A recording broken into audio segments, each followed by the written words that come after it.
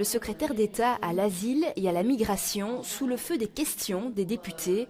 Fin 2017, des familles, donc des enfants en séjour irrégulier, pourraient être détenus dans des centres fermés avant leur expulsion. La Belgique a déjà été condamnée à 3 reprises par la Cour européenne des droits de l'homme.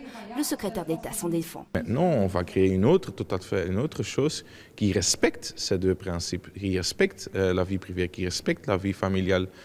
Mais ça va être dans un setting fermé parce que c'est nécessaire, parce que maintenant la situation est que les familles dans séjour illégal, ils sont quand ils ne veulent pas retourner volontairement, on le met dans les maisons turtles, turtelhuisjes, on s'appelle ça.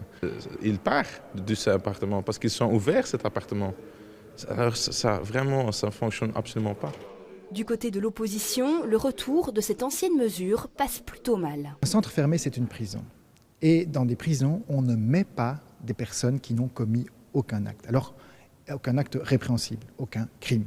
Alors, a fortiori, on ne met pas des enfants en prison. Et pour les écologistes, c'est clair, nous sommes opposés au fait qu'on mette des enfants en prison. C'est une approche qui présente ces phénomènes comme étant relevant de la fraude, et en stigmatisant des enfants. Et ça nous choque profondément. Même son de cloche dans le secteur associatif, où l'on juge la mesure complètement disproportionnée. Pas de dispositions internationales qui ne permettent pas de détenir les enfants en centre fermé.